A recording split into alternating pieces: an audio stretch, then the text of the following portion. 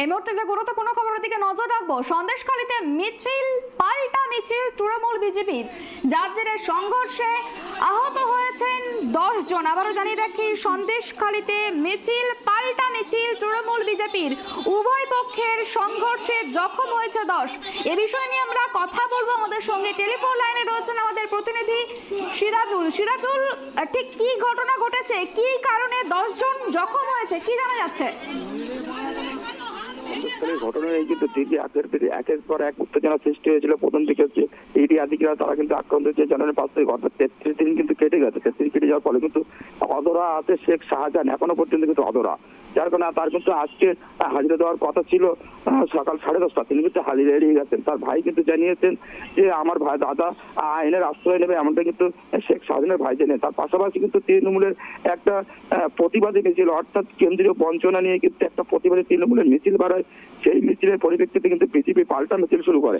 এই মিছিলের দুই মিছিলের পরিপ্রেক্ষিতে যখন সম্মুখীন হয় তখন কিন্তু সংঘর্ষ বেড়ে যায়। সেই সংঘর্ষের মধ্যে দিয়ে কিন্তু বিজেপির আশ্রিত লোকেরা তারা কিন্তু বাস, লাঠি, শাবল এবং ঝাঁটা হাতে করে নিয়ে কিন্তু তাদের উপর চড়া হয়। সেখান থেকে কিন্তু নদী পাড়ে পালাতে শুরু করে তৃণমূল কর্মী সমর্থকরা। পাশাপাশি 2 জন নৌকা থেকে পড়ে গেছেন।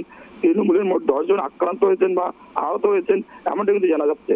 পাশাপাশি কিন্তু এখন সন্দেশখালী যে এলাকায় কিন্তু গোটা এলাকায় কিন্তু এখন সন্দেশখালী উত্তেজনা সৃষ্টি হয়েছে এবং খুব চাঞ্চল্যকর ঘটনা তৈরি হয়েছে। সন্দেশখালী জুড়ে কিন্তু এখন ভয়ঙ্কর পরিস্থিতি নিতে পারে বলে মনে করা হচ্ছে।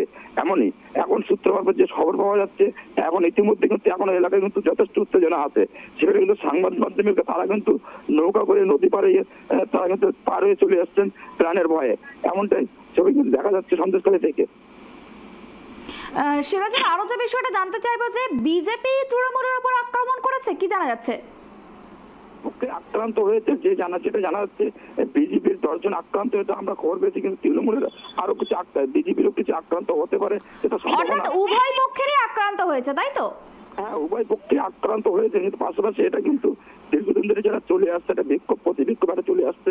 যেখানে জমি জট নিয়ে জমি যে আত্মসাৎ করেছিল এবং জমি যারা ঘেরে চাষ করে তাদের মাছের টাকা দিচ্ছিল না তৃণমূলের কিছু নেতা কর্মীরা, তারা কিন্তু তাদের ঘেরে মাছের টাকা দিচ্ছিল, মানে এই নিয়ে বিক্ষোভ সৃষ্টি হয়েছিল। এই নিয়ে কিন্তু একটা পাল্টা বিক্ষোভ হচ্ছিল, যার কারণে কিন্তু আজকে ফের তৃণমূলের যে বঞ্চনার প্রতিবাদ মিছিল ছিল, সেই মিছিল ঘেরাকে কেন্দ্র করে কিন্তু বিজেপি আশ্রিত বিজেপিরা কিন্তু আবার পাল্টা মিছিল শুরু করে।